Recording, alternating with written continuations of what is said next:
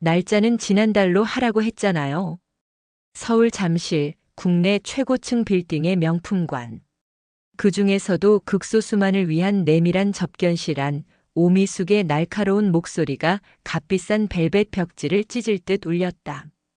그녀는 50대 중반이라고는 믿기지 않는 화려한 트위드 재킷을 걸치고 있었지만 우아하게 꼬고 앉은 다리와 달리 그녀의 손가락은 백금 시계줄을 불안하게 매만지고 있었다.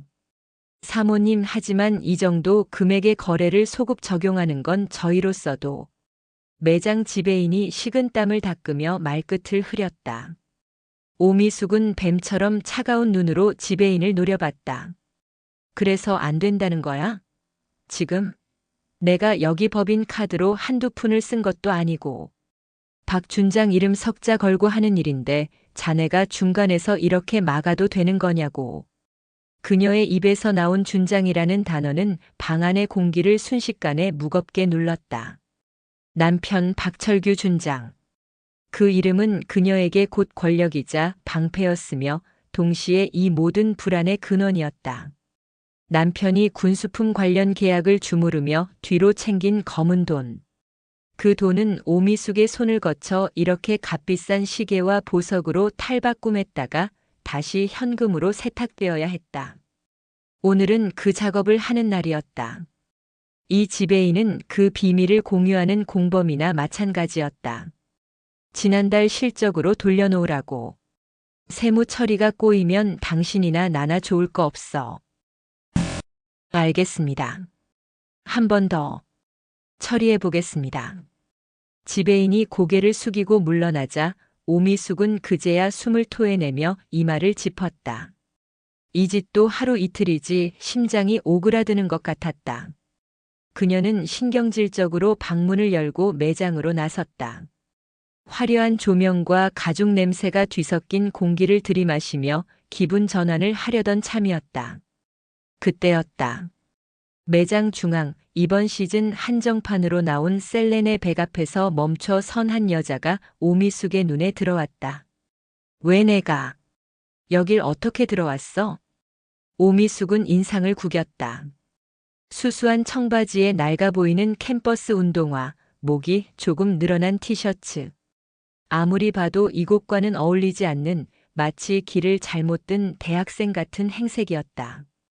더 기가 막힌 것은 그 애가 방금 자신이 VVIP룸에서 다음 돈 세탁 대상으로 점 찍어 두었던 7천만 원짜리 악어 가죽 가방을 만지작거리고 있다는 사실이었다.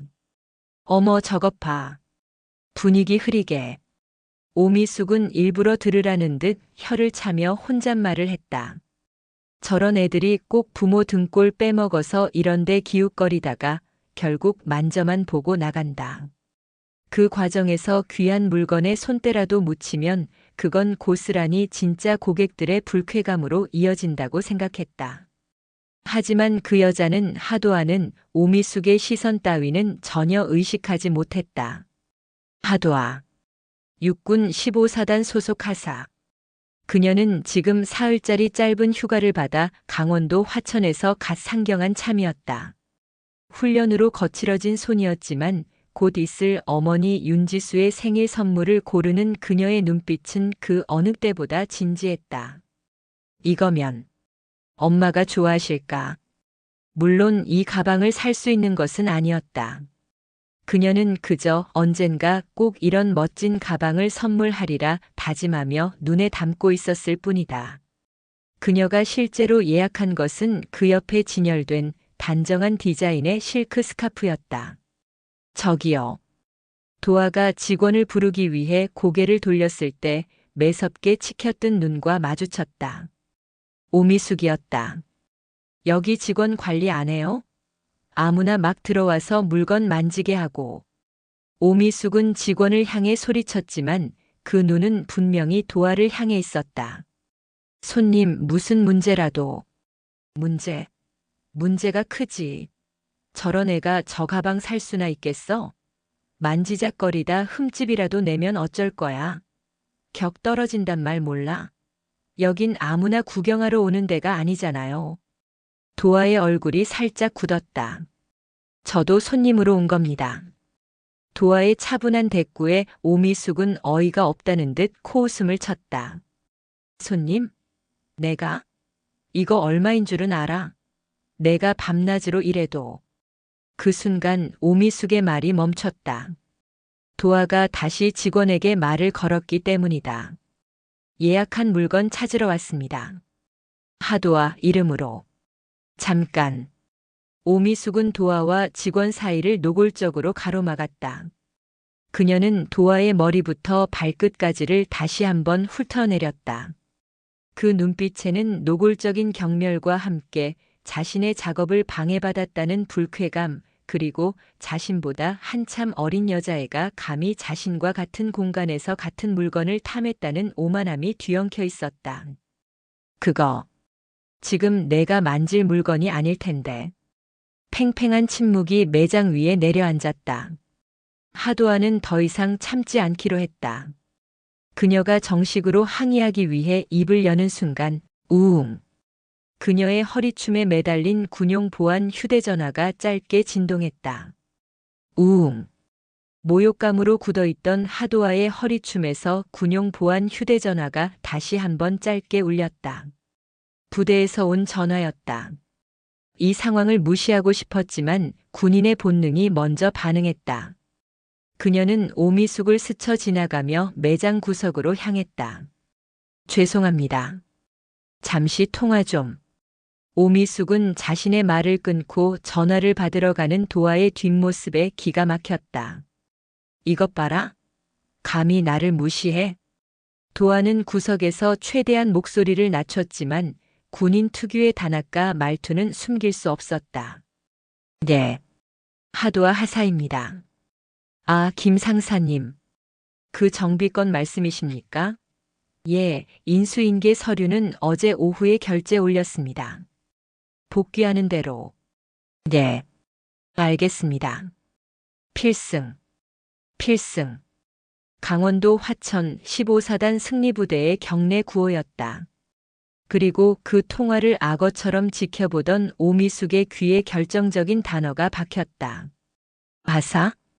오미숙의 입꼬리가 비틀어지며 경멸적인 웃음으로 바뀌었다.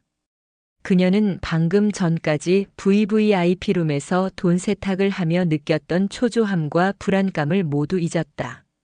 지금 그녀의 앞에는 완벽한 먹잇감, 자신의 스트레스를 풀고 권력을 확인할 수 있는 최하층 계급의 군바리가 서 있었다. 도화가 통화를 마치고 돌아서자 오미숙은 팔짱을 끼고 그녀의 앞을 막아섰다. 하사? 방금 하사라고 했어?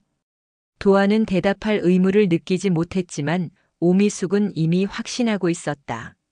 어머 어머, 세상에. 하사였어? 군인이었네.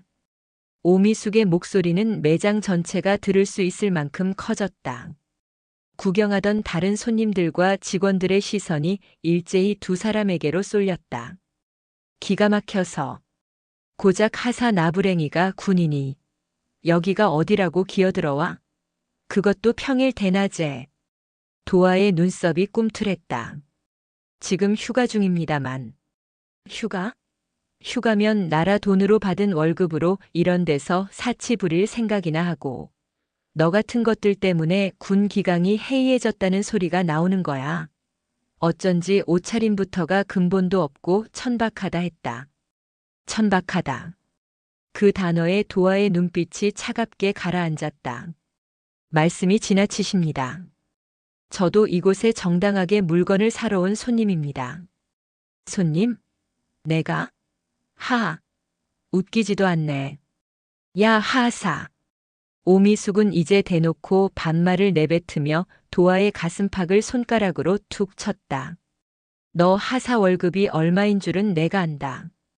그거 쥐꼬리만 한 거 모아서 이거. 이 7천만 원짜리 가방.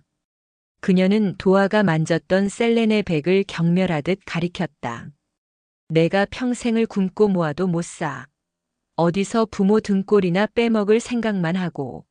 군인이면 군인답게 나라나 지킬 것이지 이런 데서 명품 구경이나 하면서 물이나 흐리고 있어. 오미숙의 목소리는 히스테릭하게 높아졌다. 그녀는 남편 박철규 준장이 군납 비리로 챙겨온 돈다발을 떠올렸다. 그 돈으로 그녀는 이 매장의 VVIP가 되었다. 이 자리는 진짜 돈을 가진 자신 같은 사람들을 위한 곳이지 저렇게 세금으로 연명하는 하찮은 하사를 위한 곳이 아니었다. 너 혹시 박철규 준장님이라고 알아? 오미숙은 드디어 비장의 무기를 꺼냈다. 도안은 침묵했다. 육군 본부 소속의 박철규 준장. 사단 하사인 그녀가 알 리 없었지만 그 이름에서 풍기는 불쾌한 기운을 직감했다.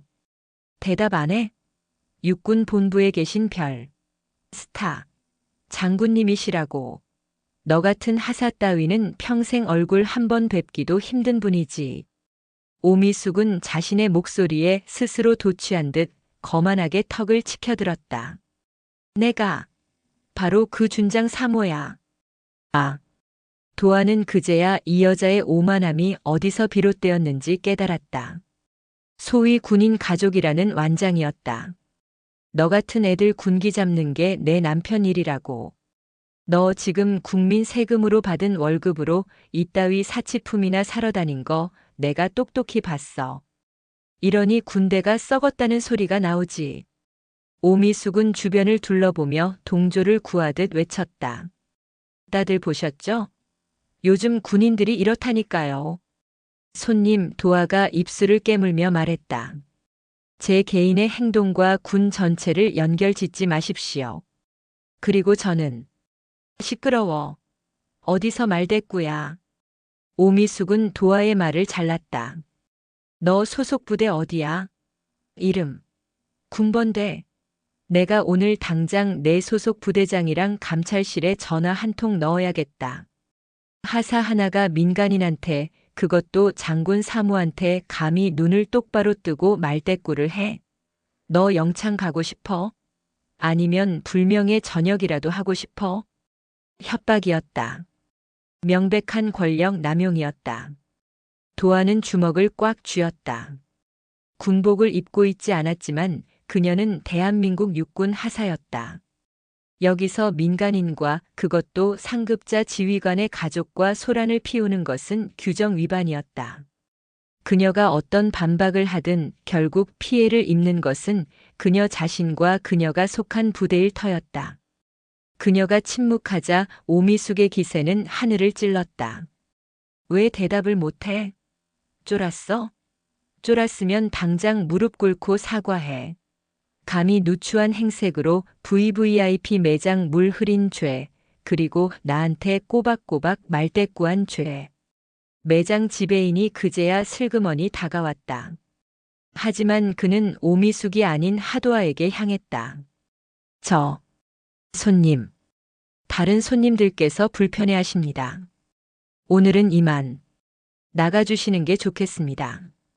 오미숙의 VVIP 파워가 하도아의 손님 자격을 꺾어버린 순간이었다. 도아는 치욕감에 온몸이 떨렸다.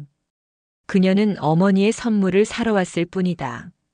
단지 행색이 남루하다는 이유로, 그리고 자신의 직업이 고작 하사라는 이유로 이런 수모를 당해야 했다. 알겠습니다.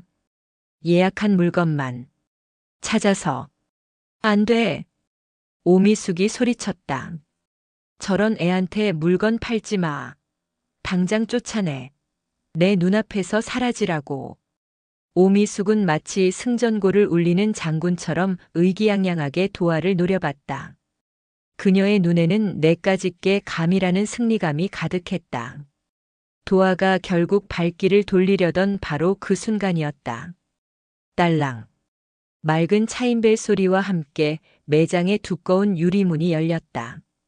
그리고 방금 전에 소란이 거짓말이었다는 듯 매장 안의 모든 공기가 순식간에 바뀌었다. 매장 입구에 들어선 여성은 오미숙과는 정반대의 분위기를 풍겼다. 오미숙이 자신을 증명하기 위해 화려한 보석과 로고를 휘감았다면 그 여성은 존재 자체로 기품이 흘렀다. 값비싼 옷이었지만 로고 하나 보이지 않는 단정한 연보라색 투피스, 화장기 없는 얼굴에도 총명하게 빛나는 눈. 그녀는 쉰을 훌쩍 넘긴 나이였지만 그 어떤 젊은이보다도 꼿꼿한 자세를 하고 있었다. 육군 참모총장 한원희 대장의 아내 윤지수 여사였다. 매장 지배인은 입구에 선 그녀를 보고 얼굴이 하얗게 질렸다. 그는 오미숙보다 더 높은 차원의 VVIP, 감히 예약조차 요구할 수 없는 그저 방문해주는 것만으로도 영광인 인물을 즉각 알아봤다. 어서 오십시오. 사모님. 지배인은 방금 전 하도아를 내쫓으려던 태도는 온데간데 없이 허리가 부러져라 90도로 인사를 하며 달려나갔다. 웬일이십니까? 미리 연락이라도 주셨으면 저희가. 윤지수는 그런 지배인의 호들갑을 손짓으로 조용히 제지했다. 그녀의 시선은 이미 매장 한가운데 잔뜩 날이 선 채 하도아를 쏘아붙이고 있는 오미숙과 그 앞에서 모욕감을 견디며 서 있는 딸 하도아에게 고정되어 있었다. 도아야? 윤지수는 딸과 함께 이곳에서 만나기로 약속했었다. 하지만 저 광경은 무엇인가? 자신의 딸이 저토록 아끼는 막내딸이 저런 천박한 여자에게 공개적으로 망신을 당하고 있었다. 윤지수의 온화했던 눈빛이 순간 서늘하게 가라앉았다. 그녀는 딸을 낳은 어미였고 동시에 수십 년간 군 최고 지휘관의 아내로서 온갖 풍파를 겪어낸 내공의 소유자였다. 그녀는 지금이 소리를 지를 때가 아니라 가장 조용하고도 강력하게 상황을 정리해야 할 때임을 알았다. 한편 오미숙은 이 새로운 거물의 등장에 잠시 당황했다. 누구지? 지배인이 저렇게까지 굽신거린다고. 오미숙은 재빨리 기억을 더듬었다. 그리고 몇 달 전 계룡대에서 열렸던 군 장성 부부 동반 자선 바자회. 그 가장 상석에서 모든 장군 부인들의 인사를 받으면서도 특유의 온화함과 위엄을 잃지 않았던 단 한 사람. 육군 참모총장 사모님? 오미숙의 등줄기에 식은땀이 흘렀다. 남편 박준장이 그토록 잘 보이고 싶어 안달이 난 하늘과도 같은 한원희 대장의 아내. 그녀가 왜 여기에? 오미숙의 머릿속이 복잡하게 돌아갔다. 이것은 위기이자 기회였다. 그래, 잘 됐어. 저 하사년을 핑계로 내가 얼마나 군 기강을 중요하게 생각하는지, 얼마나 사모님의 편인지 어필할 수 있어. 오미숙은 1초 만에 표정을 바꾸었다. 경멸로 가득 찼던 얼굴에 가식적인 미소를 덧씌우고 방금 전 지배인보다 더 깍듯한 자세로 윤지수에게 다가갔다. 사모님. 여긴 어쩐 일이십니까? 아이고, 이런 누추한 곳에 귀한 분이 직접. 그녀는 마치 윤지수를 영접이라도 하듯 호들갑을 떨며 그녀의 앞을 막아섰다. 윤지수와 하도아 사이를 교묘하게 가로막는 위치였다. 제가 박철규 준장. 아내 되는 오미숙이라고 합니다. 지난번 바자회에서 멀리서 뵙기만 했는데 이렇게 영광스럽게도. 윤지수는 오미숙의 인사를 받는 둥 마는 둥 그녀의 어깨 너머로 여전히 굳어있는 딸에게 시선을 고정했다. 오미숙은 자신을 무시하는 듯한 윤지수의 태도에 순간 당황했지만 꿋꿋하게 말을 이었다. 마침 잘 오셨습니다, 사모님. 제가 사모님 대신해서 군 기강을 좀 잡고 있었습니다. 그녀는 손가락으로 하도아를 삿대질하며 목소리를 높였다. 요즘 군인들이 빠져가지고 글쎄 저 하사년이 휴가 나왔다고 이런 명품관에 와서 7천만 원짜리 가방을 만지작거리며 물을 흐리지 뭡니까? 제가 하도 기가 막혀서 박준장 사모로서 한마디 하고 있었습니다. 사모님이 보시기에도 괘씸하지 않으십니까? 오미숙은 자신이 완벽하게 상황을 주도했다고 생각했다. 참모총장 사모님 앞에서 개념 없는 하사를 꾸짖는 개념 있는 준장 사모의 역할. 이것만큼 완벽한 아부는 없었다. 윤지수는 오미숙의 말을 끝까지 아주 조용히 들었다. 그리고 천천히 오미숙을 스쳐 지나갔다. 오미숙은 자신을 지나쳐가는 윤지수의 움직임에 당황했다. 윤지수는 곧장 하도아의 앞에 섰다. 그리고 방금 전 오미숙이 삿대질했던 바로 그 딸의 어깨를 따뜻하고도 단단하게 감싸 안았다. 도아야. 윤지수의 나지막한 부름에 하도아의 눈시울이 순간 붉어졌다. 엄마. 늦어서 미안. 엄마가 선물이 너무 고르고 싶어서 같이 오자고 그렇게 졸랐는데. 먼저 와서 고생했네, 우리 딸. 그 다정한 대화. 우리 딸. 오미숙의 뇌가 그 단어를 이해하는데 몇 초의 시간이 걸렸다. 딸. 우리 딸. 윤지수는 딸의 어깨를 감싼 채 천천히, 아주 천천히 돌아서서 얼어붙은 오미숙을 바라보았다. 그녀의 눈에는 더 이상 온화함이 남아있지 않았다. 싸늘한 얼음장 같은 분노가, 그러나 결코 소리치지 않는 위엄으로 응축되어 있었다. 윤지수가 얼어붙은 오미숙에게, 그리고 그 주변의 모든 사람에게 들릴 만큼 또렷하게, 그러나 나지막하게 입을 열었다. 박준장 사모님이라고 하셨죠? 예. 예, 사모님. 혹시 제 딸한테. 윤지수는 제 딸이라는 단어에 힘을 주었다. 무슨 볼일이라도 있으셨습니까? 제 딸. 그 세 글자가 오미숙의 귓가를 후려치는 순간 잠실 명품관의 화려했던 조명이 하얗게 꺼지는 듯 했다. 머릿속이 텅 비었다. 방금 자신이 하사년 근본도 없이 천박한 부모 등골 빼먹느니라고 불렀던 저 수수한 계집애가 감히 자신과 같은 공간에 있다는 것만으로도 격이 떨어진다며 쫓아내려 했던 저 하도와 하사가 대한민국 육군 서열 1위 사성 장군, 자신의 남편 박철규 준장이 밥 한 끼 같이 하는 것을 가문의 영광으로 아는 그 육군참 모총장 한원의 대장의 외동딸이었다. 아! 오미숙의 입에서 바람 빠지는 소리가 났다. 다리가 후들거려 당장이라도 주저앉을 것 같았다. 그녀의 뇌리에 방금 자신이 내뱉었던 모든 모욕적인 말들이 스쳐 지나갔다. 너 같은 애들 군기 잡는 게 내 남편 일이야. 내가 내 소속 부대랑 감찰실에 찔러버릴 거야. 당장 무릎 꿇고 사과해. 박철규 준장의 아내라는 완장은 한원희 대장의 아내와 딸 앞에서는 종이장보다도 못한 것이었다. 아니, 오히려 그것은 이제 남편의 목을 겨누는 칼날이 되어 돌아왔다. 사모님. 그게 저는 이 아가씨가 하사라고만 해서. 오미숙은 횡설수설했다. 그녀는 자신이 하사라서 무시했다고 실토하는 꼴이 되었다. 윤지수는 더 이상 오미숙에게 눈길조차 주지 않았다.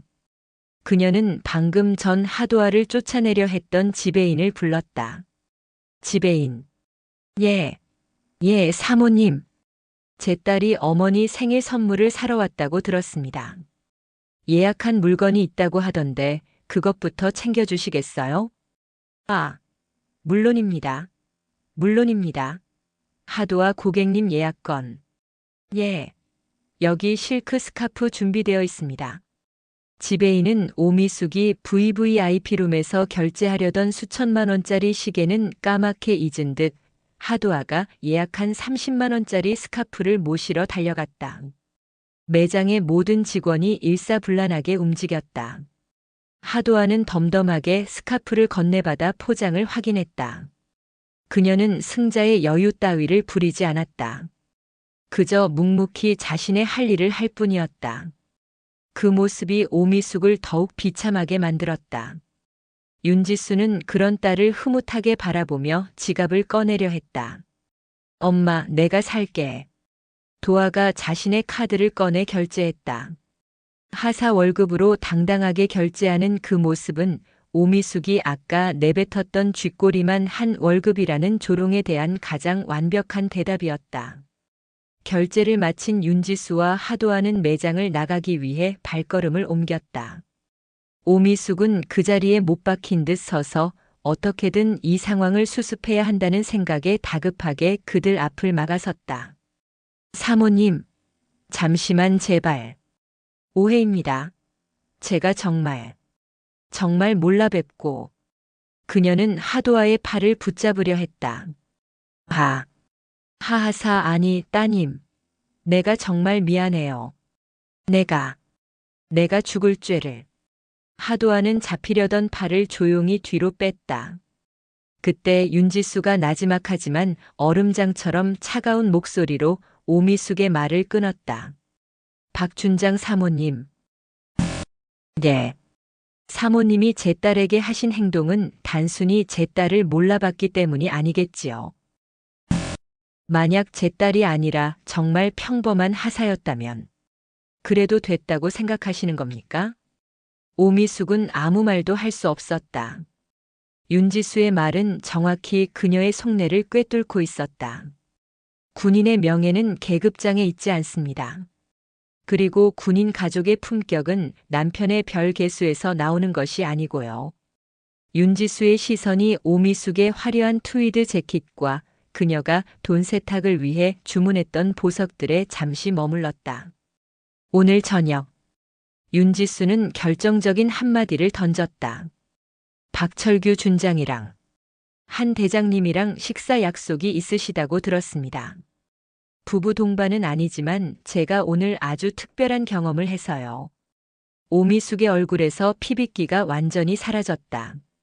오늘 우리 도아가 박준장 사모님께 아주 극진한 대접을 받았다고 제가 한 대장님께 꼭 전해드려야겠습니다. 윤지수는 그 말을 끝으로 멍하니 서 있는 오미숙을 스쳐 지나갔다. 가자, 딸. 밥 먹어야지. 하도아는 어머니의 뒤를 따르며 처음부터 오미숙이라는 존재는 없었다는 듯 눈길 한 번 주지 않았다. 딸랑. 매장 문이 닫히고 모녀의 모습이 사라졌다. 오미숙은 그 자리에 홀로 남아 온몸을 사시나무 떨듯 떨었다. 저녁 식사. 한대장. 박철규. 단순히 남편의 진급이 막히는 수준의 문제가 아니었다. 사실 한원희 대장은 최근 군 내부 감찰을 통해 박철규 준장이 특정 군납업체와 유착관계에 있다는 첩보를 입수하고 조용히 내사를 지시한 상태였다. 오늘 저녁 식사 자리는 그에게 마지막 자수의 기회를 주려던 자리였다. 그리고 오미숙은 바로 오늘 이 명품관 VVIP룸에서 그 비자금으로 또다시 돈 세탁을 시도했다. 날짜까지 조작해달라고 요구하면서 설마 그 내사 때문에 모든 것이 아귀가 맞아들어갔다. 하도아가 그곳에 있었던 것, 자신이 그녀에게 모욕을 준 것, 그리고 하필이면 그 순간에 참모총장 아내가 나타난 것. 이 모든 것이 자신들의 비리를 올가매는 거대한 함정처럼 느껴졌다. 오미숙은 떨리는 손으로 휴대전화를 꺼냈다.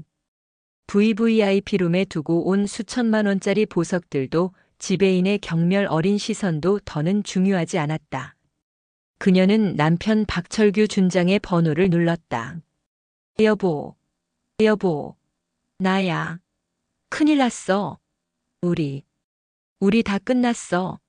다 끝났다고. 서울 용산구 국방부 청사. 본관 7층의 구석진 사무실. 창밖으로 보이는 서울의 야경은 화려했지만 박철규 준장의 책상 위는 서류 더미로 어두웠다. 그는 오늘 저녁 한원희 대장과의 독대를 앞두고 초조하게 구두를 닦고 있었다. 가죽의 광을 낼수록 그의 이마에는 식은땀이 맺혔다. 최근 육군 본부 감찰실에서 시작된 군수품 보급 체계 정기 감사라는 것이 이상하게도 자신이 담당했던 지난 분기 계약 건들만 헤집고 다닌다는 보고를 받았다. 불길했다. 한 대장이 자신을 따로 부른 것도 그저 저녁 식사가 아닐 터였다. 그때 아내 오미숙의 광기 어린 전화가 그의 귓전을 때렸다. 무슨 소리야? 당신 지금 어디야? 잠실 명품관인데. 내가 여기서 하사년 하나를 잡았는데. 그게 뭔데? 똑바로 말해. 박 준장은 자신도 모르게 소리를 질렀다. 그의 사무실 문이 살짝 열려 있었고 복도를 지나던 부사관이 흠칫 놀라 걸음을 재촉했다. 한원의 대장. 한 대장 딸이었어. 그 하사가. 근데 내가 그 애한테 무릎 꿇고 사과하라고. 소속 부대대라고. 영창 보낸다고. 쿵. 박철규의 심장이 발밑으로 떨어지는 소리였다. 손에 들고 있던 구두 소리 텅 소리를 내며 바닥에 떨어졌다. 당신, 지금, 뭐라고. 그리고, 그 엄마, 윤지수 사모가, 그걸 다 봤어. 다 봤다고. 나더러. 오늘 저녁에 한 대장한테 다 말하겠대. 여보, 어떡해. 나 무서워. 여보. 박철규는 전화기를 든 손을 부들부들 떨었다. 이 어리석은 여자가 불타고 있는 화약고에 기름통을 통째로 들이부은 것이다. 그의 머릿속에서 모든 조각이 맞춰졌다. 한원의 대장의 내사, 자신을 향한 감찰의 칼날, 그리고 오늘 저녁의 독대라는 이름의 심판대. 그는 아내의 모욕적인 행동이 이 모든 일의 원인이라고 착각할 뻔했다. 아니었다. 아내의 행동은 이미 차려진 단두대의 칼날을 내려치게 만든 계기일 뿐이었다. 당신. 박철규는 이를 갈았다. 당장. 거기서 아무것도 하지 말고. 아니야. 당장 집으로 들어가. 아무 데도 가지 말고 아무 전화도 받지 마. 당장. 그는 전화를 끊어버리고 이미 땀으로 축축한 손으로 수화기를 다시 들었다. 참모총장 비서실이었다. 나 박철규 준장이요. 오늘 저녁. 총장님과의 약속 말인데 내가 급한. 충성. 수화기 너머의 목소리는 얼음장처럼 차가웠다. 한 대장의 최측근인 김대령이었다. 총장님께서 박 준장님을 반드시 뵙고 싶어 하십니다. 조금 전에도 재차 확인하셨습니다. 늦지 마시길 바랍니다. 아니, 그게 아니라 집안에 정말 큰. 박 준장님. 김대령의 목소리가 낮아졌다. 총장님께서 오늘 저녁 메뉴가 아주 특별하니 마음의 준비를 하고 오시는 게 좋을 것 같다고 전하라 하셨습니다. 그럼 이만. 또. 전화는 일방적으로 끊겼다.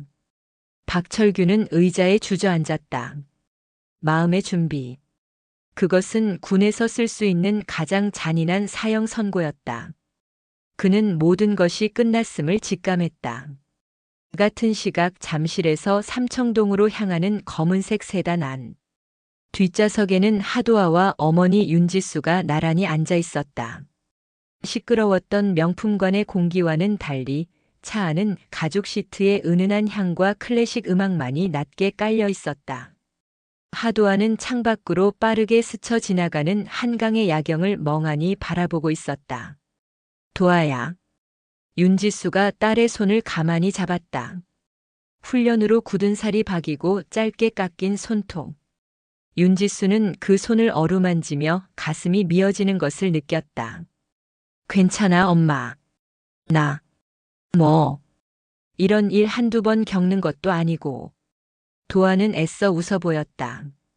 뭐가 괜찮아. 윤지수의 목소리가 떨렸다. 내 딸이.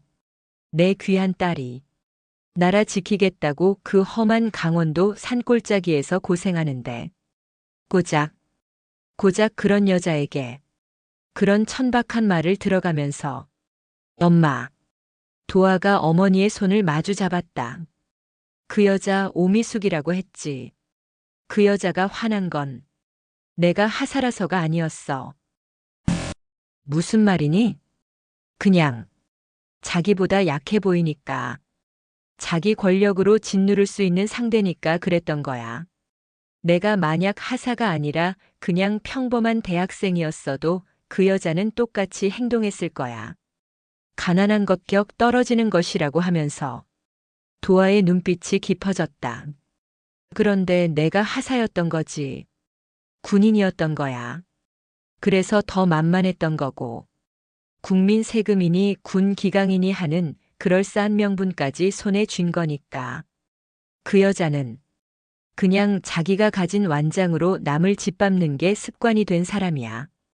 윤지수는 딸의 성숙한 통찰력에 놀라면서도 더욱 마음이 아팠다. 그렇다고 내가 그런 모욕을 참아야 할 이유는 없어. 참은 거 아니야, 엄마. 나도 화가 났어. 그 여자가 나를 모욕해서가 아니라 내 동료들을, 내 부대를, 그리고 엄마 아빠를 모욕하는 것 같아서. 도아는 고개를 돌려 어머니를 바라봤다.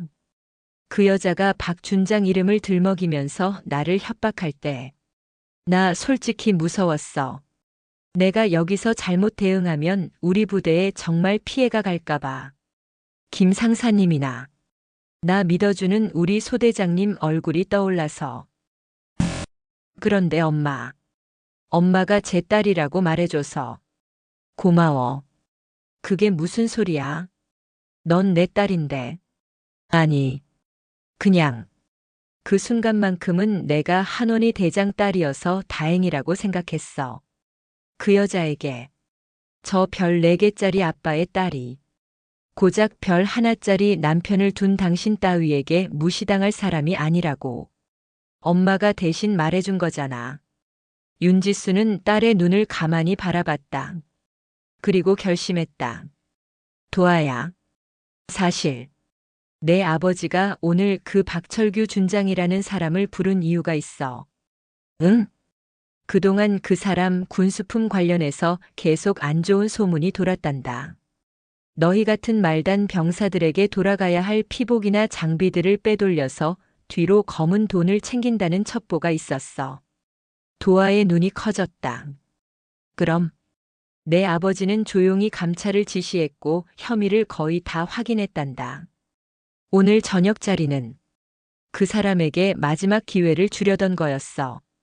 스스로 명예롭게 죄를 고백하고 군복을 벗을 기회. 윤지수의 목소리가 차가워졌다. 그런데 그 부인이라는 여자가 오늘 한 짓을 보니 그들은 그럴 자격이 없는 사람들이더구나. 윤지수는 휴대전화를 들어 남편 한원희 대장에게 짧은 문자 메시지를 보냈다. 저녁 약속 예정대로 진행하세요. 다만 기회는 없습니다. 오늘 제가 잠실에서 겪은 일. 그 여자는 자격이라는 단어를 입에 올릴 사람이 아닙니다. 차량은 어느새 서울의 심장부를 지나 고즈넉한 삼청동의 한정식 집으로 향하고 있었다. 그곳은 박철규 준장의 운명이 결정될 심판의 장소였다. 서울의 밤은 화려했지만 삼청동으로 접어드는 길은 고요하고 묵직했다. 고풍스러운 기와 담장 너머로 대한민국 최고 위층이 찾는다는 한정식집 목구먼의 불빛이 새어나왔다. 이름 그대로 잘 다듬어진 나무와 은은한 황동빛이 어우러진 권력의 밀담이 오가는 장소였다. 박철규 준장은 약속 시간보다 30분이나 일찍 도착했다. 그는 가장 안쪽에 위치한 수련방으로 안내받았다.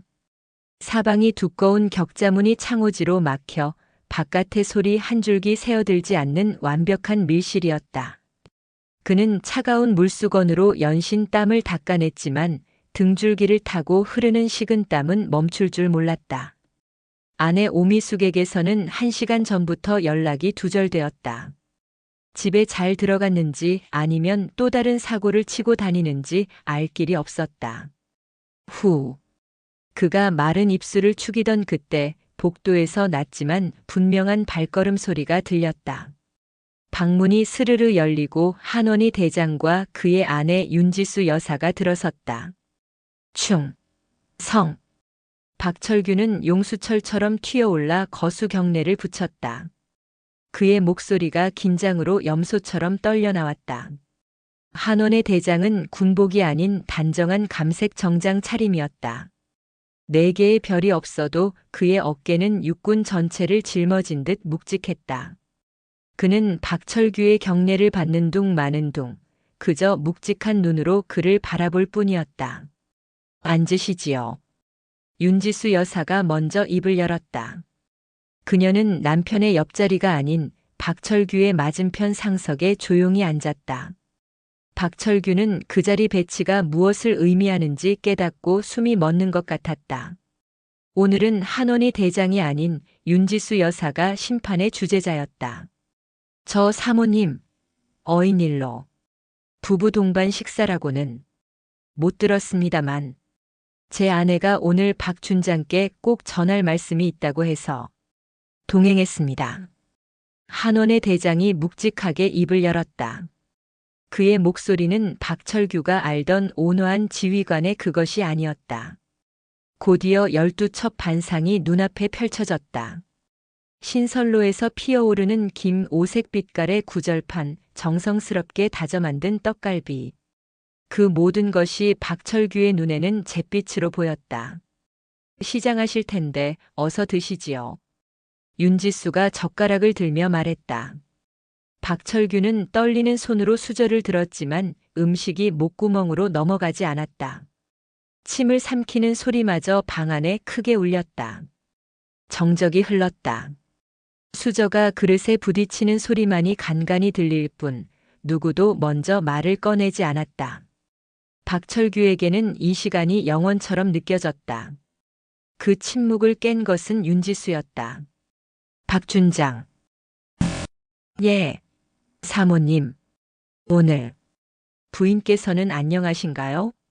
제가 오늘 낮에 잠실에서 뵈었는데 안색이 많이 안 좋아 보이시더군요.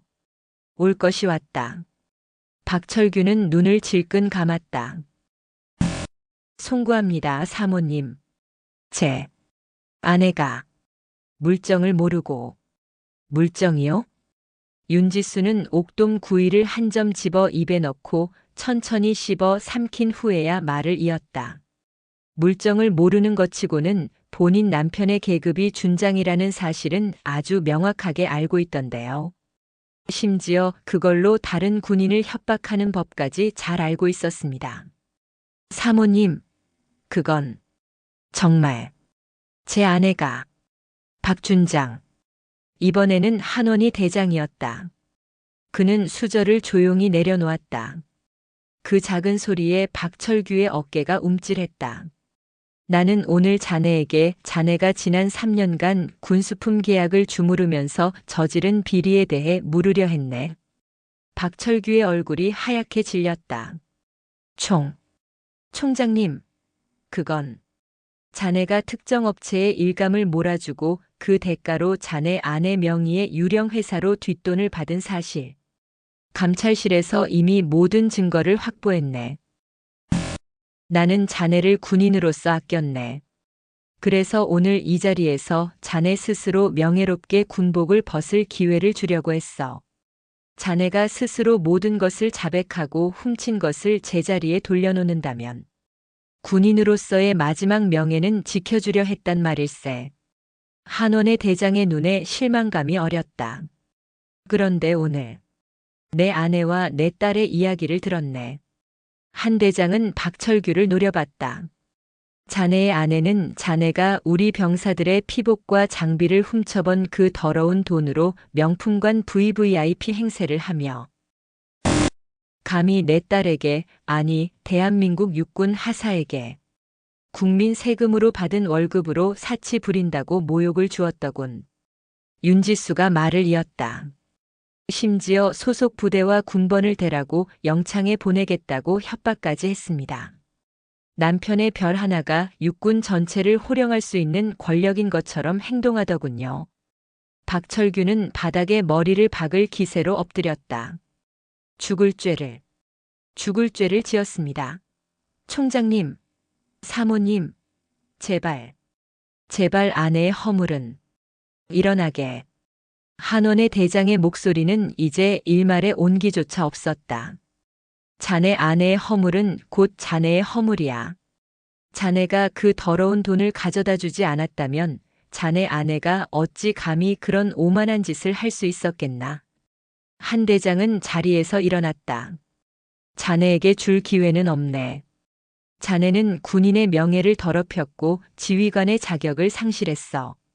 윤지수도 차갑게 식은 찻잔을 내려놓으며 일어섰다. 그녀는 방을 나가기 전 짐승처럼 엎드려 있는 박철규를 돌아보며 마지막 말을 남겼다. 박준장, 당신 아내가 오늘 제 딸에게 했던 말을 기억하십니까? 사모님, 격 떨어진다고 했습니다. 당신 같은 부패한 군인과 그 돈으로 치장한 아내와 같은 공간에 있는 것. 지금 제 심정이 꼭 그렇군요. 방문이 닫혔다. 수련방에는 완벽하게 차려진 채 한 입도 줄지 않은 12첩 반상과 자신의 무너진 별을 부여잡고 오열하는 박철규 준장만이 남겨졌다.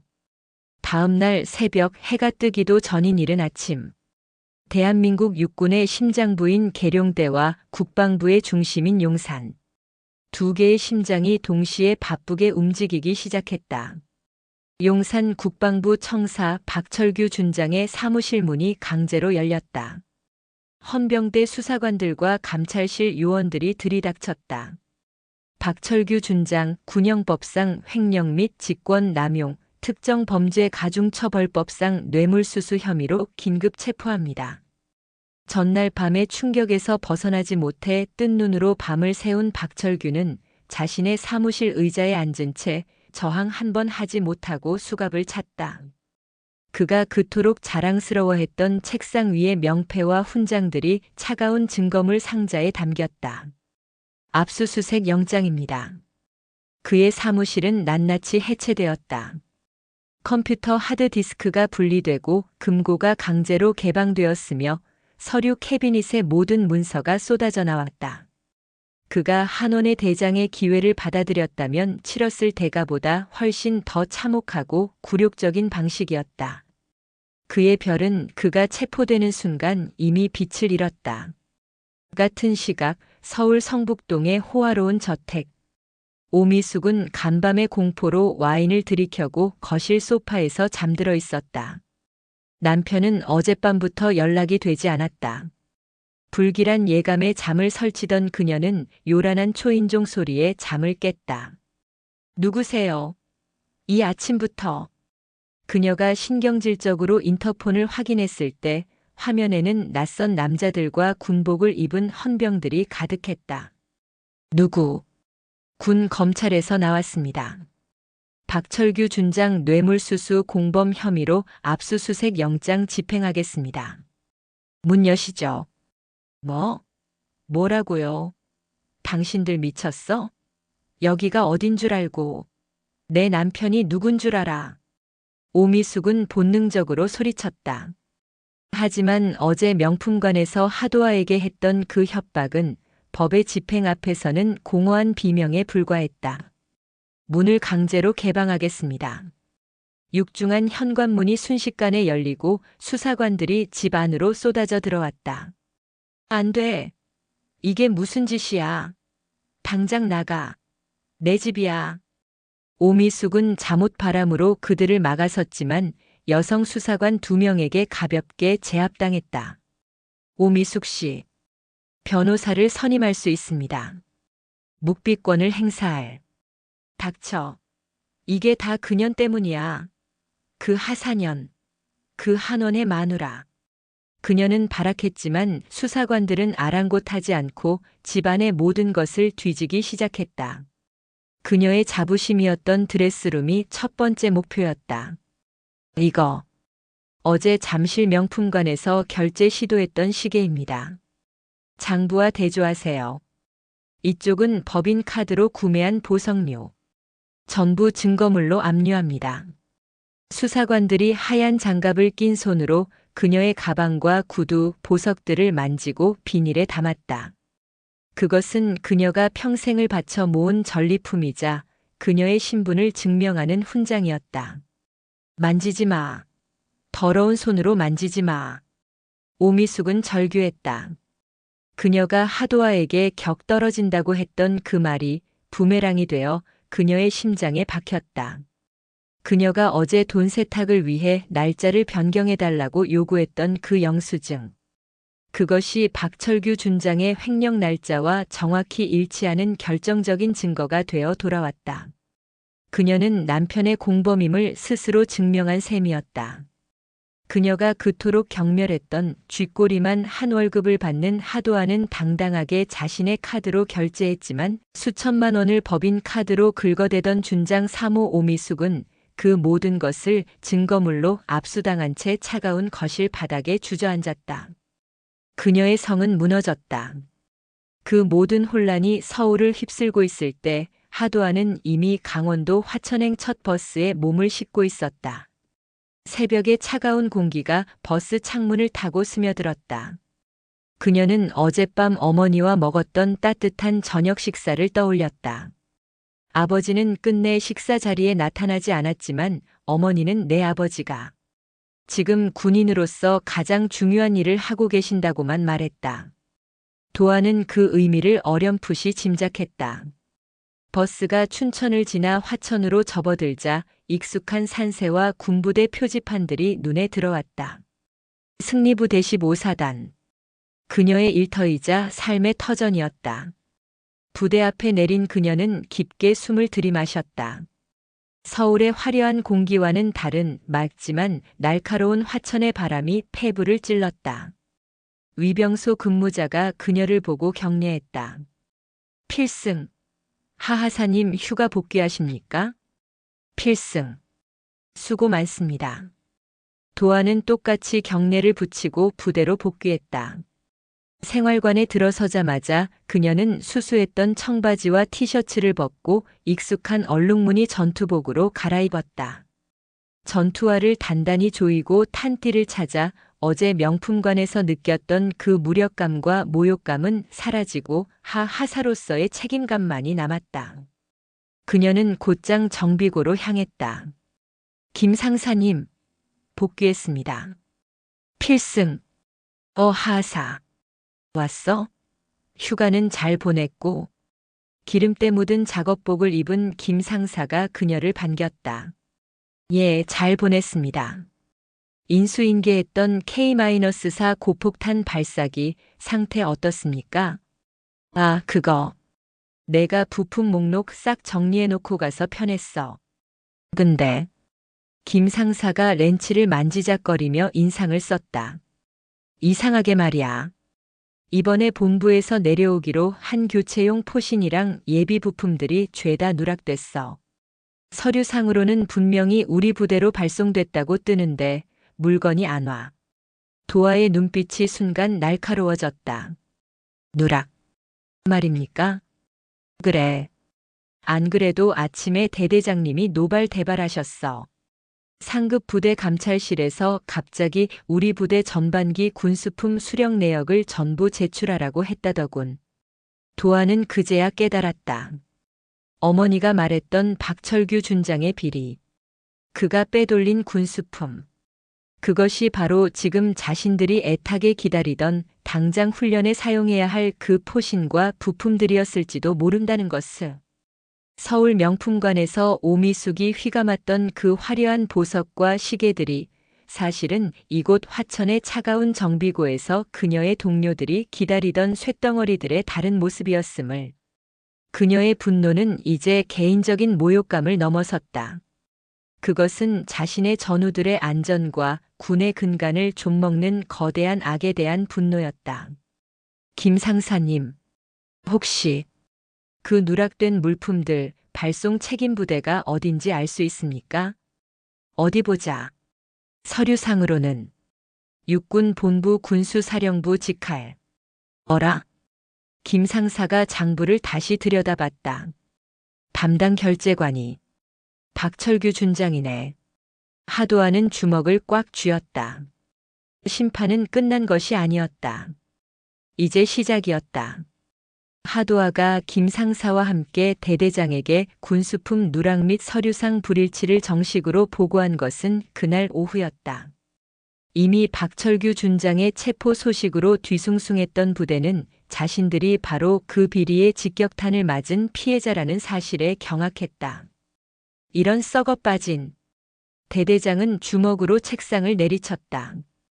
당장 하하사가 정리한 모든 서류와 정비일지 원본을 준비해. 육군 본부 감찰실에서 수사관들이 내려오고 있다고 한다. 이건 이제 우리 사단선에서 끝날 문제가 아니야. 예상대로 다음 날 아침 강원도 화천의 15사단 사령부는 발칵 뒤집혔다. 용산 군 검찰에서 파견된 수사팀이 도착한 것이다. 그들의 목적은 명확했다. 박철규가 빼돌린 군수품의 최종 행방과 그로 인해 발생한 부대의 전투력 손실을 구체적으로 증명하는 것이었다. 하도하는 수사관들 앞 즉석에서 마련된 임시조사실에 앉아 있었다. 그녀의 앞에는 냉철한 눈빛의 소령과 산더미 같은 서류를 검토하는 수사관이 앉아 있었다. 하도하 하사. 소령이 입을 열었다. 그의 목소리는 낮고 건조했다. 하 하사가 제출한 이 정비일지와 부품 요청서는 놀라울 정도로 꼼꼼하군.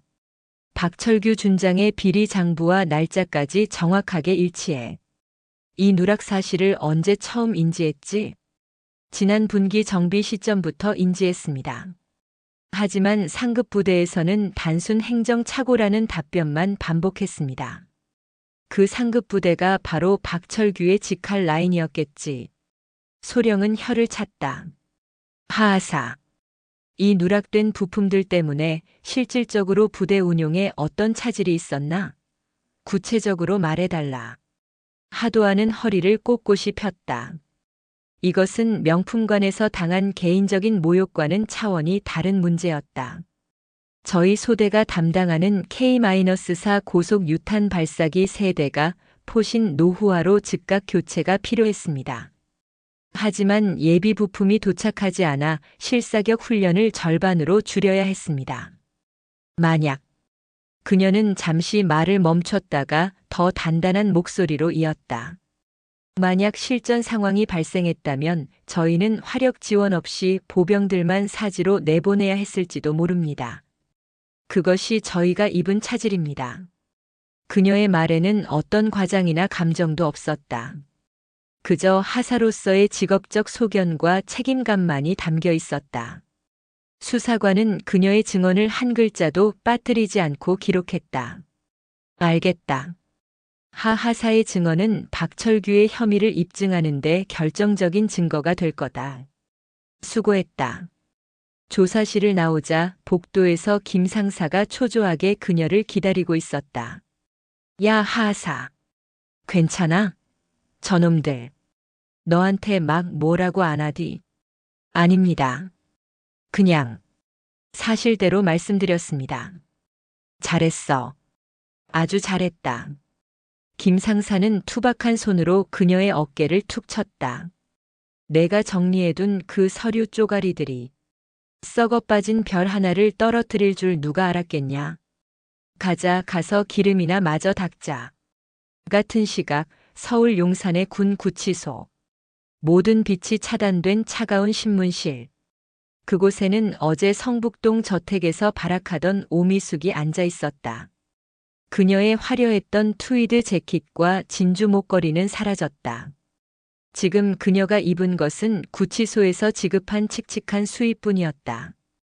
밤새 잠 한숨 못 자고 울부짖은 그녀의 얼굴은 화장기가 지워진 채 흉하게 부어 있었다. 오미숙 씨. 그녀의 맞은편에 앉은 군 검사는 하도하를 신문했던 그 소령보다 10배는 더 차가운 눈을 하고 있었다. 남편 박철규 준장의 뇌물수수 혐의에 대해 대부분 파악이 끝났습니다. 지금 우리가 관심 있는 건 오미숙 씨가 그 비자금을 어떻게 세탁했는지에 대한 겁니다. 몰라요. 난 아무것도 몰라요. 모른다. 검사는 코웃음을 치며 서류 뭉치를 책상 위로 던졌다. 이건 오미숙 씨의 차명 계좌 내역입니다. 청담동에 있는 오빠분 명의의 유령 회사로 지난 3년간 600억 원이 넘는 돈이 오갔습니다. 이것도 모릅니까? 이건 잠실 명품관 VVIP룸의 거래 내역입니다. 법인 카드로 결제한 뒤 날짜를 조작해서 장부 처리를 한 증거가 여기 있습니다. 이것도 남편이 시킨 겁니까? 오미숙은 고개를 들었다. 그녀의 눈에 다시 도끼가 어렸다. 그래요. 다 남편이 시킨 거야. 나는 나는 그냥 주는 돈 받아서 쓴 것밖에 없어요. 아내가 남편이 벌어다 준 돈 쓰는 게 그게 죄예요? 남편이 벌어다 준 돈이 아니라 군인들의 목숨값으로 훔친 돈입니다. 검사의 지적에 오미숙은 비명처럼 소리쳤다. 내가 뭘 그렇게 잘못했는데? 다른 사람들도 다 그렇게 해. 나만 그런 게 아니라고. 왜 나만 가지고 이래? 나. 그년 때문이야. 누구 말입? 그 하사년. 잠실에서 마주친 그 재수 없는 년. 걔만 아니었으면. 걔가 윤지수 그 여자만 안 불렀으면 아무 일도 없었을 거야. 그년이 나를 저주한 거라고. 오미숙은 자신의 죄를 반성하는 대신 모든 책임을 자신을 불쾌하게 했던 하도아에게 돌리고 있었다. 그녀는 하도아가 한 대장의 딸이라는 사실조차 자신을 함정에 빠뜨리기 위한 거대한 연극이었다고 믿기 시작했다. 검사는 더 이상 신문할 가치가 없다는 듯 자리에서 일어났다. 오미숙 씨, 당신은 지금 반성의 기회를 스스로 걷어차고 있습니다. 그 오만함의 대가가 얼마나 클지 법정에서 깨닫게 될 겁니다. 나. 내가 누군 줄 알고. 내 남편이 박철규야. 이래도 되는 줄 알아. 나. 그녀의 발악은 차가운 철문이 닫히는 소리와 함께 신문실 안에 갇혔다. 그녀가 그토록 자랑스러워했던 준장 3호라는 이름은 이제 그녀를 옥죄는 가장 무거운 족쇄가 되어 있었다. 몇 달이 흘렀다. 계절이 바뀌고 화천의 산자락에는 첫눈이 내렸다. 그 사이 박철규 준장과 오미숙 부부의 군납 비리 사건은 대한민국을 떠들썩하게 만들었다. 한원의 대장의 주도하에 시작된 군 개혁의 신호탄이었고 부패한 군 간부들에 대한 일벌백계의 상징이 되었다. 그리고 오늘 서울 용산의 고등군사법원. 대법정 안은 군 관계자들과 취재진들로 발 디딜 틈이 없었다. 대한민국 육군의 신뢰가 걸린 재판이었다. 피고인석 죄수복을 입은 박철규가 고개를 숙인 채 앉아 있었다. 그의 어깨에 달려있던 빛나는 별은 흔적도 없이 사라져 있었다. 그는 이제 박철규 씨일 뿐이었다. 그리고 그 옆 공범으로 기소된 오미숙은 넋이 나간 사람처럼 허공만 바라보고 있었다. 몇 달 만에 그녀는 폭삭 늙어 있었다. 다음 증인 15사단 하도아 하사. 증인석으로 나오십시오. 법정의 모든 시선이 문 쪽으로 쏠렸다. 하도아는 군복이 아닌 단정한 검은색 정장 차림으로 걸어 나왔다. 그녀는 긴장했지만 걸음걸이는 조금의 흐트러짐도 없었다. 그녀는 피고인석을 애써 외면하며 증인석에 섰다. 증인. 피고인 박철규, 오미숙을 아십니까? 피고인 박철규는 이름만 들었습니다. 피고인 오미숙은 도아는 잠시 숨을 골랐다. 지난 가을 잠실의 한 명품관에서 만난 적이 있습니다. 법정 안이 순간 술렁였다. 검사가 다시 물었다. 그날 피고인 오미숙이 증인에게 어떤 행동을 했는지 구체적으로 증언해 주시겠습니까? 도아는 잠시 망설였다. 이것은 개인적인 모욕에 대한 복수 자리가 아님을 알았다. 그 부분은 이미 진술했습니다. 제가 오늘 증언할 내용은 그것이 아닙니다. 검사도 판사도 의외라는 듯 그녀를 바라봤다. 저는 15사단 승리부대의 하사로서 피고인 박철규의 범죄가 제 부대에 미친 영향을 증언하러 왔습니다. 도아는 판사를 똑바로 바라보며 준비한 말을 또렷하게 뱉어냈다. 피고인은 K-4 고속 유탄 발사기 예비 포신 32정과 관련 부품 대금을 횡령했습니다. 그 결과 저희 부대는 그녀는 그날 수사관에게 했던 증언을 법정의 모든 사람이 들을 수 있도록 다시 한번 힘주어 말했다. 훈련이 축소되었고 전우들이 위험에 노출되었으며 군의 전투 준비 태세에 심각한 구멍이 뚫렸다고. 그녀의 증언은 사적인 감정이 배제된 군인으로서의 직업적이고 전문적인 보고였다. 그 어떤 욕설이나 비난보다도 그 덤덤한 사실 보고가 피고인 박철규의 죄를 더욱 무겁게 짓눌렀다. 그때 박철규의 변호인이 반대 신문을 시작했다. 증인. 하사라고 했지요? 변호인은 그녀를 깎아내리려는 의도가 다분했다. 증인은 일개 하사입니다. 군수품이 보급되는 복잡한 행정 절차를 증인이 다 이해하고 있다고 생각하십니까? 이건 상급 부대 간의 단순한 행정 착오일 수도 있지 않습니까? 아닙니다. 도안은 망설임 없이 대답했다. 저는 제 장비의 상태를 파악하고 최상으로 유지해야 할 책임을 맡은 부사관입니다. 행정 착오라면 그 물품은 다른 부대에라도 가 있어야 합니다. 하지만 그 물품들은 도안은 처음으로 피고인석을 돌아봤다. 그녀의 시선이 넋을 놓고 앉아있던 오미숙과 정면으로 마주쳤다. 오미숙의 동공이 격렬하게 흔들렸다. 그녀는 그제야 증인석에 선 여자가 그날 자신이 하사년이라고 불렀던 바로 그 여자임을 깨달았다. 도안은 오미숙을 뚫어져라 바라보며 변호인을 향해 말을 이었다. 그 물품들은, 그 부품들은 그 시간에 잠실의 명품관에서 피고인 오미숙 씨의 사치품으로 바뀌고 있었습니다. 그것은 행정착오가 아닙니다.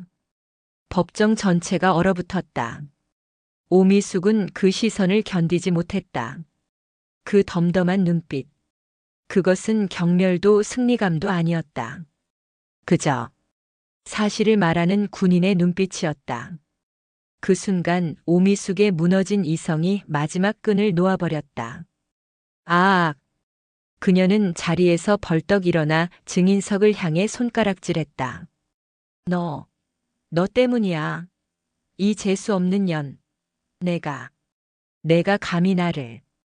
그녀는 증인석으로 달려들려 했다. 피고인을 제지하라. 법정 경위들이 달려들어 오미숙의 몸을 붙잡았다. 그녀는 붙들린 채로 하도하를 향해 저주를 퍼부었다. 내가 나를 함정에 빠뜨린 거야. 그렇지? 한원의 마누라랑 짜고. 감히 나를. 이 하사년이. 그녀의 입에서 나온 하사년이라는 말은 그녀의 오만함이 마지막 순간까지도 변하지 않았음을 증명했다. 박철규는 아내의 추악한 발악에 차마 고개를 들지 못하고 미수가 제발 그만 이라며 무너져 내렸다. 하도하는 그 모든 광경을 덤덤히 지켜보았다. 그녀는 이미 이겼다. 오미숙이 소리를 지르는 순간 그녀가 잠실에서 그토록 지키려 했던 격과 품위는 산산조각 나 제가 되어버렸다. 하도하는 조용히 자리에서 일어나 판사에게 목례하고 그 아수라장이 된 법정을 걸어 나왔다. 심판은 신속하고 엄중했다. 대한민국 육군을 좀먹은 죄. 박철규는 군 형법상 최고 형량인 징역 15년을 선고받았다. 동시에 그가 군 복무 기간 동안 쌓아올린 모든 명예와 연금은 박탈당했다. 불명예 전역이었다. 오미숙 역시 뇌물수수 공범 및 범죄 수익 은닉 혐의로 징역 5년을 선고받고 법정 구속되었다. 그녀가 그토록 아꼈던 성북동 저택과 명품관의 모든 사치품은 횡령금 환수를 위해 압류되었다.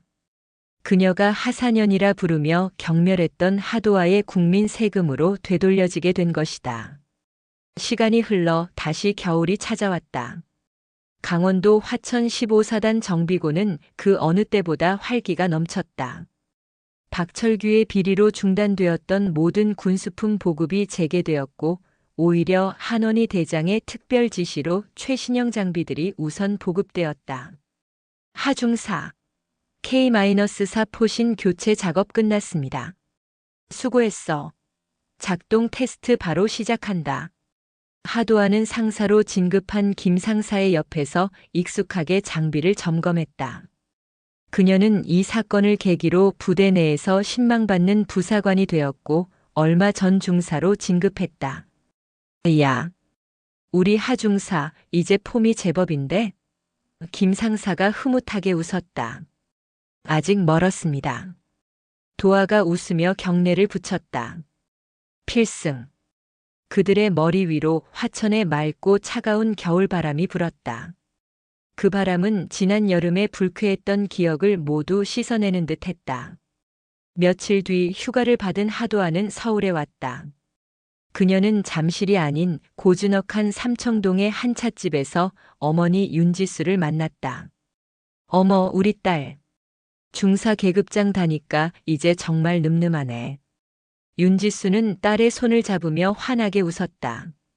그녀의 목에는 그날 잠실에서 하도아가 선물했던 단정한 실크 스카프가 매어 있었다. 엄마, 그 스카프 아직도 하고 다니네. 그럼. 우리 딸이 하사 월급으로 사준 첫 선물인데. 이게 나한테는 그 어떤 악어 가죽 가방보다 귀해. 두 모녀는 마주보며 웃었다. 아버지께서는 안녕하셔? 그럼. 자네 아버지 요즘 아주 신이 나셨지. 썩은 뿌리 뽑아낸다고. 윤지수는 차를 한 모금 마셨다. 참. 내 아버지께서 너한테 꼭 전해달라시더구나. 뭐라고? 자랑스럽다고. 당신 딸이어서가 아니라 당신의 전우이자 부사관이어서 참모총장으로서 고맙고 자랑스럽다고. 하도아의 눈시울이 붉어졌다. 그 어떤 인정보다도 가슴을 울리는 말이었다. 엄마, 나 다음 휴가 때는 돈 더 모아서 진짜 그 가방 사줄게.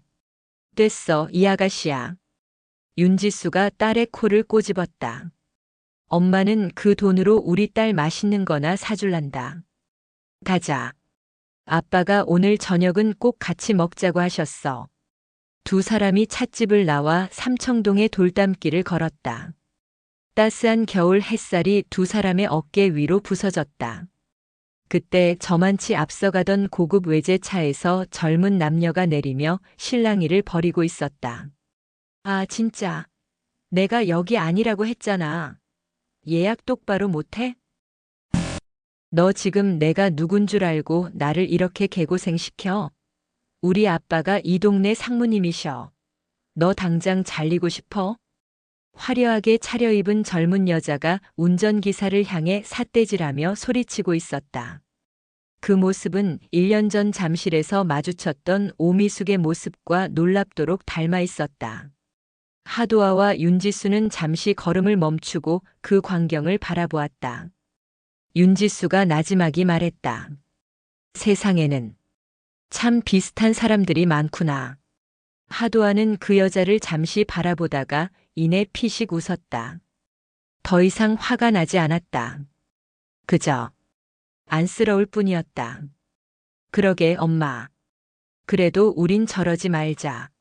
하도아는 어머니의 팔짱을 꼈다. 두 사람은 그 소란스러운 목소리를 뒤로하고 다시 햇살 속으로 걸어갔다. 세상의 수많은 오만함과 편견을 뒤로하고 자신들의 가치를 스스로 증명해낸 두 사람은 그 누구보다 당당하고 품격 있는 모습으로 겨울의 삼청동 길을 걸어가고 있었다.